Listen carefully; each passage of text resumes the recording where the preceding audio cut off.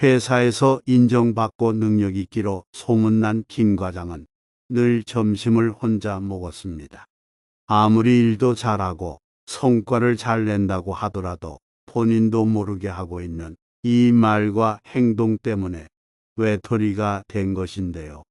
가끔 나의 행동을 돌아보는 시간을 가질 필요가 있습니다.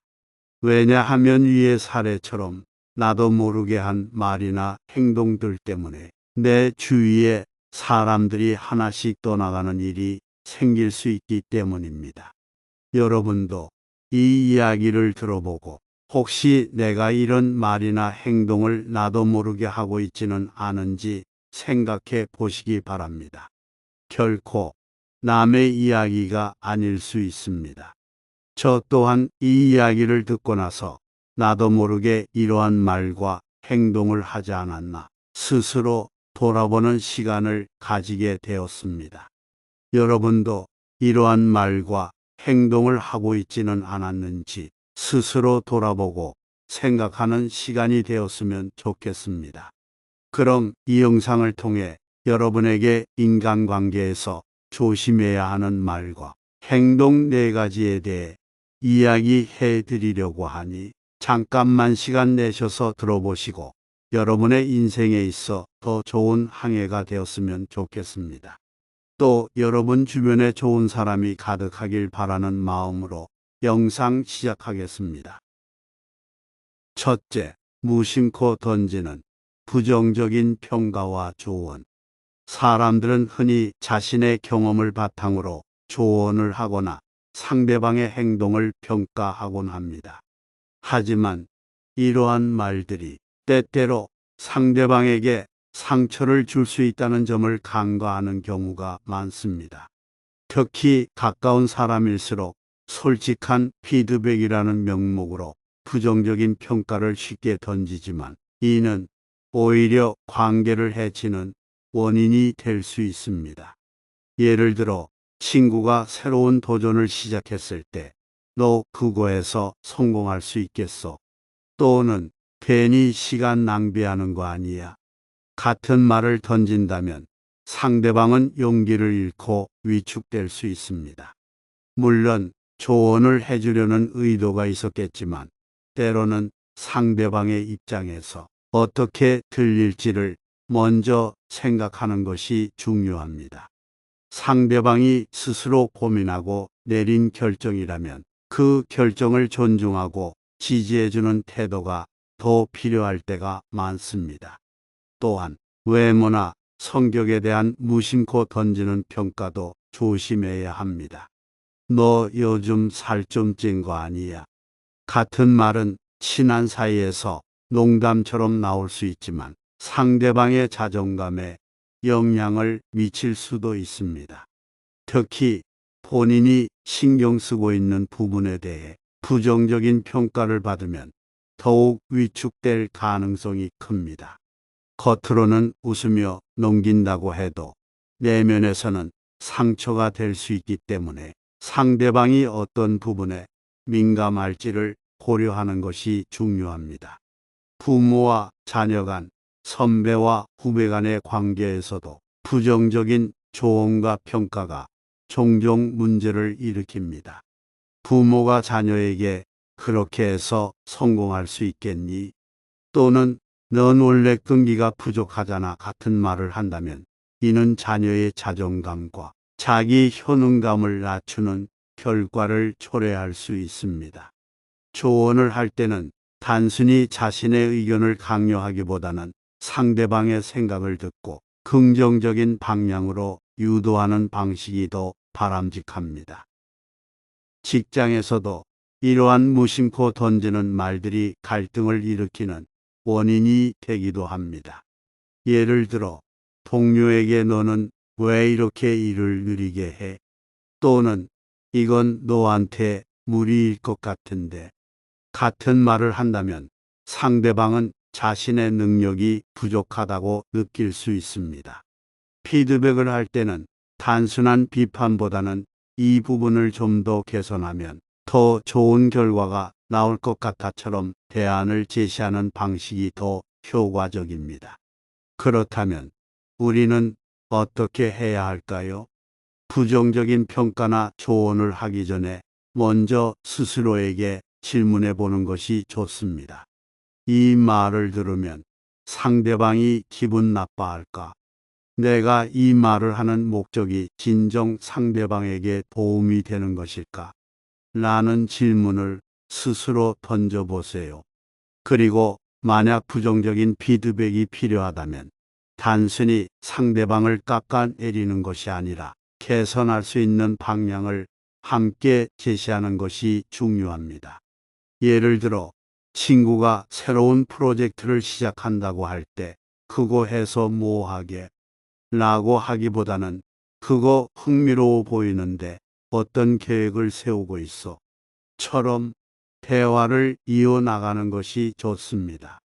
이렇게 하면 상대방이 더 긍정적인 동기부여를 받을 수 있고 관계도 더욱 돈독해질 수 있습니다. 결국 인간관계에서 중요한 것은 상대방을 존중하는 태도입니다. 우리가 던지는 한마디가 상대방에게 용기가 될 수도 있고 반대로 큰 상처가 될 수도 있습니다. 따라서 말 한마디를 할 때도 신중함이 필요하며 특히 가까운 사람일수록 더 세심한 배려가 필요합니다.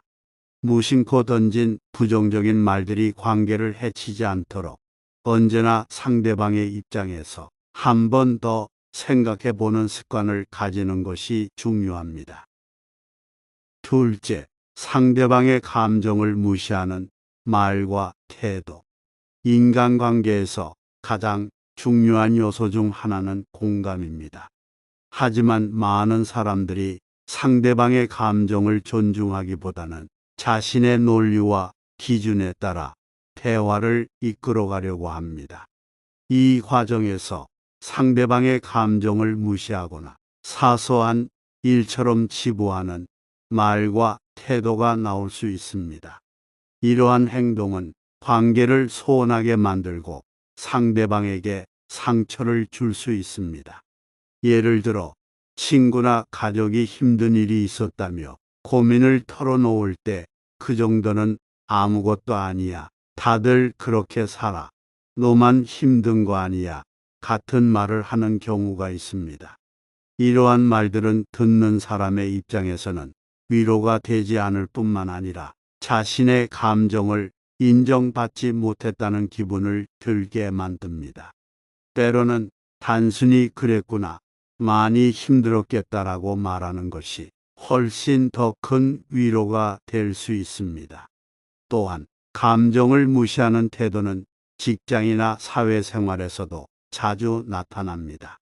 예를 들어 동료가 업무로 인해 스트레스를 받는다고 이야기할 때 그건 누구나 겪는 일이야라고 말하면 상대방은 자신의 감정을 표현할 수 없는 환경이라고 느낄 수도 있습니다. 공감하는 태도를 보이지 않으면 장기적으로 관계가 멀어질 수 있습니다. 이런 태도는 연인 사이에서도 자주 문제가 됩니다. 한쪽이 자신의 감정을 표현할 때 상대방이 또 시작이야. 그게 왜 문제야? 같은 반응을 보인다면 상대는 점점 자신의 감정을 숨기게 되고 관계의 벽이 생길 수 있습니다. 감정을 표현하는 것이 중요한 만큼 이를 받아들이고 공감하는 태도도 관계를 유지하는 데 필수적입니다. 감정을 무시하는 태도가 지속되면 상대방은 점점 대화를 피하게 되고 결국에는 관계 자체가 단절될 수도 있습니다. 따라서 상대방이 자신의 감정을 이야기할 때는 너의 감정을 이해해. 그럴 수 있겠다. 많이 속상했겠다. 같은 말로 공감을 표현하는 것이 중요합니다. 꼭 해결책을 제시하지 않더라도 상대방의 감정을 인정하는 것만으로도 관계는 훨씬 더 건강해질 수 있습니다. 셋째, 비교하는 말과 태도. 비교는 인간관계에서 가장 흔하게 발생하는 문제 중 하나입니다. 비교 자체가 항상 나쁜 것은 아니지만 지속적으로 비교를 당하는 사람 입장에서는 자존감이 떨어지고 관계에 대한 불만이 쌓일 수 있습니다. 특히 가까운 사람일수록 이러한 비교는 더 큰 상처를 남기기 마련입니다. 예를 들어 부모가 자녀에게 내 친구는 이번 시험에서 1등을 했다는데 너는 왜 그렇게 못하니? 라고 말한다면 이는 자녀의 동기를 자극하기보다는 오히려 자신을 부족한 사람으로 여기게 만들 가능성이 높습니다. 마찬가지로 연인 사이에서도 내 친구 남자친구는 이런 걸 해주더라와 같은 말은 상대방에게 부담감을 주고 관계를 냉랭하게 만들 수 있습니다. 직장에서도 비교는 갈등을 유발하는 주요 원인 중 하나입니다. 상사가 내 동기는 벌써 승진했는데 넌 왜 아직도 이 수준이야? 라고 말한다면 이는 직원의 동기를 높이기보다는 오히려 위축시키는 결과를 낳을 수 있습니다. 사람들은 각자의 속도와 방식으로 성장하는데 이러한 비교는 상대방의 성취를 평가절하하고 자존감을 낮추는 효과를 가집니다. 비교는 친구 관계에서도 문제가 될 수 있습니다.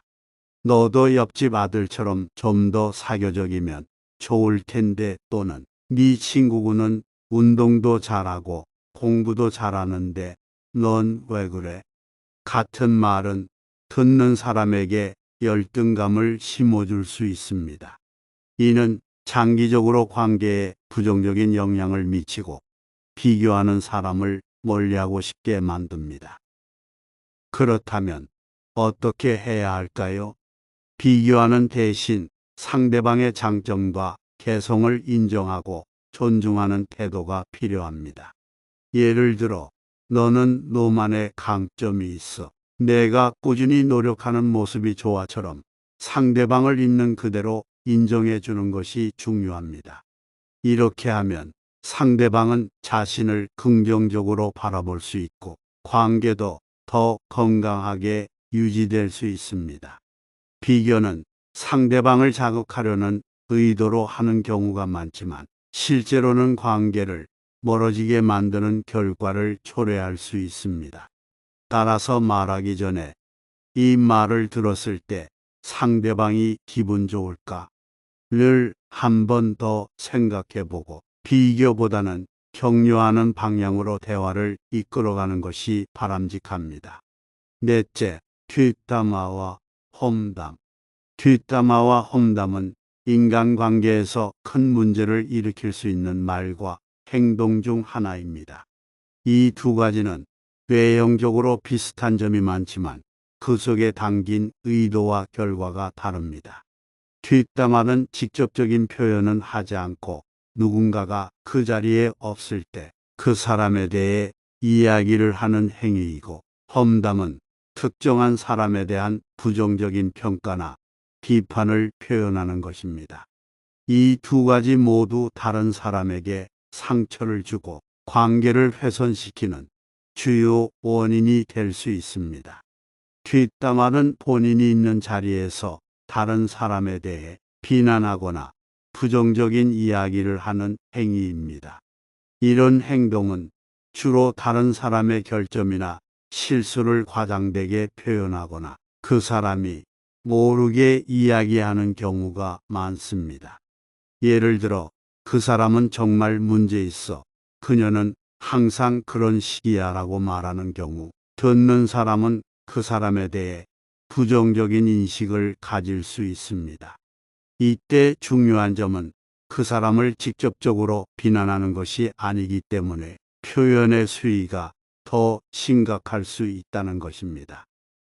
뒷담화의 가장 큰 문제는 그 사람을 비판하는 말을 직접적으로 하지 않으면서도 그 사람에 대한 부정적인 이미지를 심어줄 수 있다는 점입니다. 특히 사회적 관계가 얽혀있는 환경에서는 이러한 뒷담화가 결국 누군가를 배척하거나 왕따시키는 원인이 될 수 있습니다. 예를 들어 직장에서 한 사람에 대해 그 그 사람은 아무것도 모른다. 그 사람은 나랑 맞지 않는다라고 끊임없이 말하면 그 사람에 대한 신뢰와 존중이 떨어지게 됩니다. 누군가의 평판을 무분별하게 떨어뜨리는 뒷담화는 그 사람의 사회적 입지를 약화시키고 그 사람의 자존감을 침해할 수 있습니다. 또한 뒷담화는 단순히 피해자가 없는 것처럼 보일 수 있지만 결국 뒷담화를 하는 사람 자신에게도 부정적인 영향을 미칩니다. 뒷담을 자주 하는 사람은 그 말을 듣고 있는 사람들에 의해 신뢰를 이룰 수 있습니다. 이 사람이 나에게도 그런 말을 할 수 있겠구나라는 의심을 가질 수 있기 때문입니다. 결국 뒷담화는 관계의 단절을 초래할 뿐만 아니라 그 자체로 자신이 신뢰받지 못하는 이유가 될 수 있습니다. 험담은 뒷담화와 유사하지만 보다 명확하게 상대방을 비난하거나 깎아내리는 말을 직접적으로 하는 경우입니다. 험담은 보통 부정적인 평가나 비판을 포함하며 그 사람에 대한 의견을 감정적으로 표현하는 경향이 있습니다. 예를 들어 그 사람은 늘 일을 망쳐라든지 그 사람은 진짜 무능력해와 같은 말이 험담에 해당합니다. 이때 중요한 점은 험담은 그 사람에게 직접적으로 영향을 미칠 수 있다는 것입니다.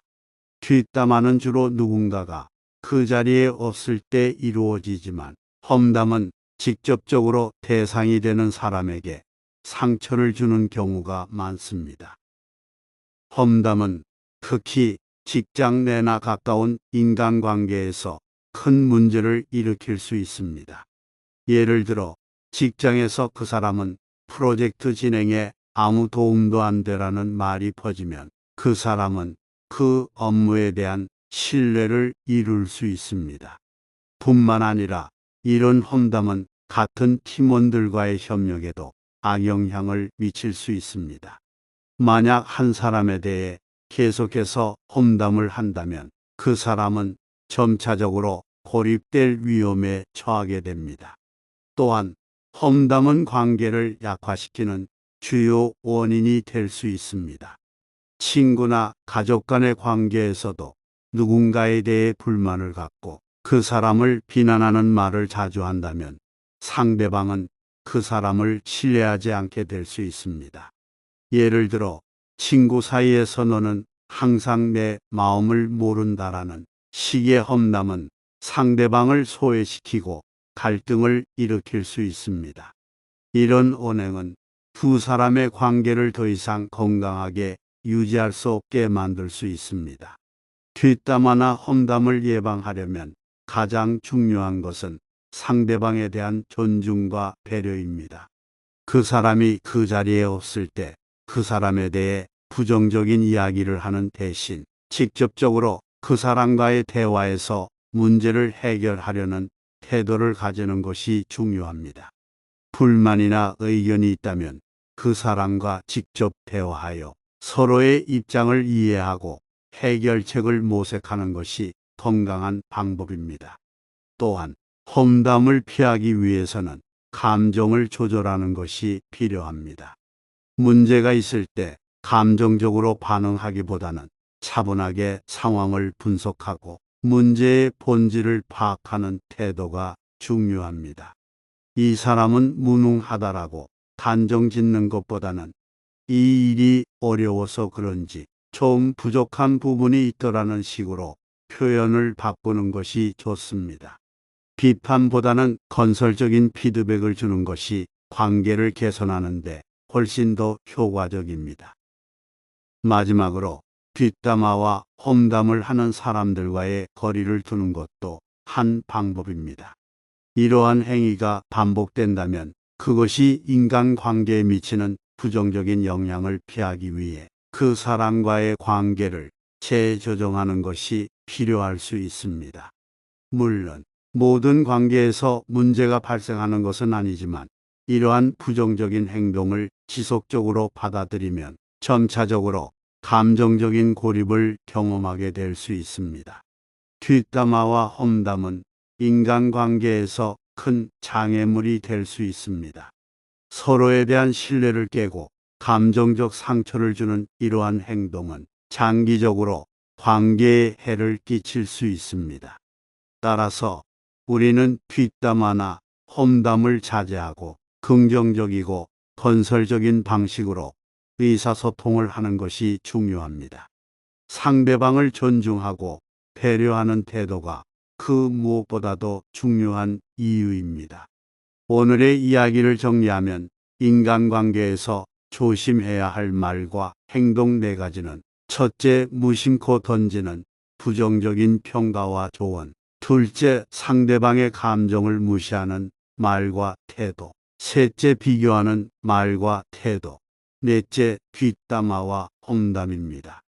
위와 같은 말이나 행동을 평소에 내가 하고 다니지는 않았는지 돌아보는 시간을 가져보았으면 좋겠습니다. 혹시라도 하고 있었다면 좋지 않은 행동들이었다는 것을 깨닫고 변화한 모습을 보여주는 것은 어떨까요? 조심해야 할 말과 행동 네 가지를 꼭 기억해 주시기 바랍니다. 오늘의 영상은 여기까지입니다. 영상을 보시면서 공감이 가는 부분이나 반대되는 의견이 있다면 댓글로 남겨주시면 큰 힘이 될 것 같습니다. 구독과 좋아요를 한 번씩 해주시면 감사한 마음으로 인간관계와 처세술, 지혜에 대해 더욱 좋은 이야기로 찾아뵙겠습니다. 오늘도 여러분의 더 나은 한 해가 되길 바랍니다. 끝까지 시청해 주셔서 감사합니다. 삶의 항해였습니다.